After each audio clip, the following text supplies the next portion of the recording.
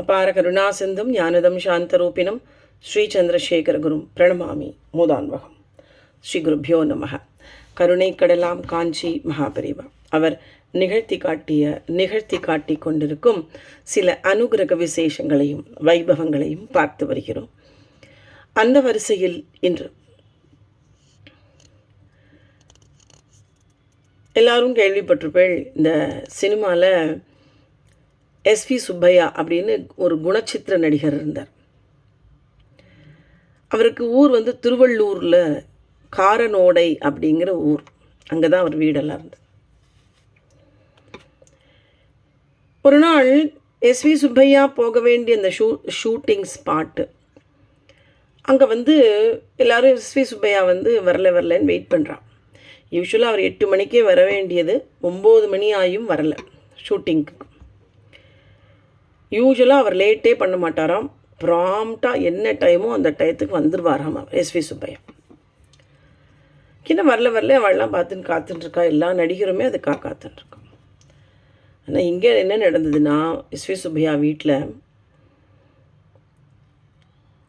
SV Subbaiah ராத்திரி அதுக்கு நாள் ராத்திரி 11 மணிக்கு படுத்துன்னு இருந்திருக்கார் வீட்டில். 11 மணிக்கு கனவா நினைவான்னு தெரியாது, பெரியவா அவருடைய முன் தோன்றுகிறார். கனவுல தோன்றாரா இல்லை நேராக தோன்றுகிறாரான்னு தெரியல. பெரியவா பக்தர் இவர் எஸ்வி சுப்பையா. பெரியவாளை பார்த்தோன்னே இப்படி கையை கூப்பிட்றார். பெரியவா வா வா அப்படின்னு கூப்பிட்றா. அவரை வா வான்னு கூப்பிட்றான். உடனே பெரியவா அப்படி 11 மணிக்கு இப்படின்னு கூப்பிட்ட உடனே அவருக்கு பெரியவா வா வான்னு கூப்பிட்ற மாதிரி இருக்கு அவருக்கு. உடனே என்ன பண்ணுறார், ஒரு சட்டையை மாட்டிக்கிறார், ஒரு துண்டை எடுத்து தோளில் போட்டுக்கிறார். விறுவிறுவிறுன்னு திருவள்ளூரில் நடக்க ஆரம்பிக்கிறார். அவர் பெரியவா மறைஞ்சு போயிடுறான். ஆனால் அவர் என்ன தோணியதோ தெரியல, அவர் வாட்டுக்க பெரியவா எங்கே இருக்காளோ அப்போ பெரியவா தேனம்பாக்கம் சிவாஸ்தானத்தில் இருந்தான். பெரியவாளை பார்த்தே ஆகணும் அப்படிங்கிறதுல ஒரு சித்தபிரமா பிடிச்ச மாதிரி அவர் வாட்டுக்க போகிறார். நடுவழியில் பஸ்ஸு வருது, எல்லாம் வருது, ஒன்றுத்துலேயும் ஏறலை. அவர் வாட்டுக்கு போயிட்டே இருக்கார். நடந்து காஞ்சிபுரம் இந்த சிவாஸ்தானத்தை நோக்கி திருவள்ளூர்லேருந்து முதல் நாள் 11 மணிக்கு நடந்தவ மறுநாள் காத்தால 11 மணிக்கு தேனம்பாக்கம் சிவாஸ்தானத்தில் போய் சேர்றார் பெரியவா கிட்ட. இப்படி நடந்து வந்திருந்தால் எப்படி இருந்திருக்கும் அவருக்கும். விறுவிறுக்க போய் நிற்கிறார். பெரியவா அப்போ தான் ஸ்நானம் பண்ணிட்டு வந்திருக்கா. கணத்துக்கு அந்த பக்கம் இருக்கா எஸ்வி சுப்பையா, இந்த பக்கம் நிற்கிறார். தேனம்பாக்கத்தில் கிணறு இருக்கும், எல்லாருக்கும் தரிசனம் இங்கேருந்து தான் கிடைக்கும். அந்த கணத்துக்கு அந்த பக்கம் போக முடியாது. ஆனால் எஸ்வி சுப்பையாவுக்கு அன்னைக்கு தனி அங்கீகாரம். கணக்கு தோன்ற சொல்கிற சுப்பையா வந்திருக்கார், எஸ்வி சுப்பையா வர சொல்லுங்க அப்படிங்கிற பெரியவா. சுற்றிண்டு வர சொல்லு. உடனே கடத்துக்கு அந்த பக்கம் பெரியவா இருக்கிற பக்கமாகவே போய் உக்காண்டுக்கிறார். எதுவும் பேசலை, கண்ணை மூடின்னு அப்படியே உட்காண்டிருக்கார். உட்காண்டே இருக்கார் பெரியவா முன்னாடி. மணிக்கணக்கில் ஆச்சு அது. பெரியவா என்னமோ உட்காந்து ஜபம் பண்ணாலோ என்னமோ தெரியாது, பெரியவாளை பார்த்து இவர் உட்காண்டே இருக்கார். அதுக்கப்புறமா அணுக்க தொண்டரே ஸ்ரீ சுப்பையா இப்படி தொட்டு எழுப்பினர். அப்புறம்தான் அவர் ஒரு அந்த தியான நிலையிலேருந்து எழுந்த மாதிரி எழுந்துக்கிறார். பெரியவா அப்பவும் முன்னாடி உட்காண்டிருக்கா.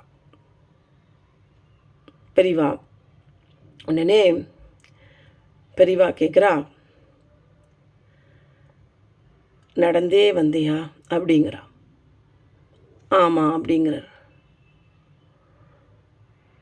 அந்த படம் என்னாச்சு என்னன்னு யாருக்கும் ஒன்றும் புரியல. இவா 2 பேருக்கு மட்டும் புரிஞ்சது போல இருக்கு.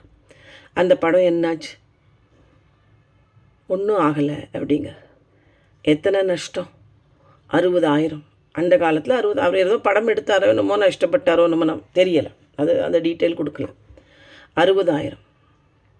சரி, போய் அந்த சிவன் கோயிலில் போய் உக்காண்டுக்கோ அப்படின்றா பெரியவா.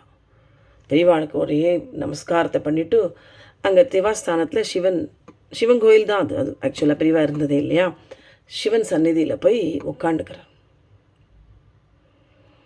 சாயங்காலம் ஆறுது, ஒரு 2:30 மணி ஆறுது, மத்தியானம் 2:30 மணி 3 மணி இருக்கும். எத்தனை நேரம் உட்காண்டாரோ தெரியாது. சிவன் சந்நிதியில் அத்தனை நேரம் உட்காந்துருக்கார். 11-12 மணிக்கு போய் உட்காண்டவர் 2-3 மணி வரைக்கும் பெரியவா சிவன் சந்நிதியிலேயே பெரியவா சொன்னப்புறம் போய் உட்காந்துருக்கார்.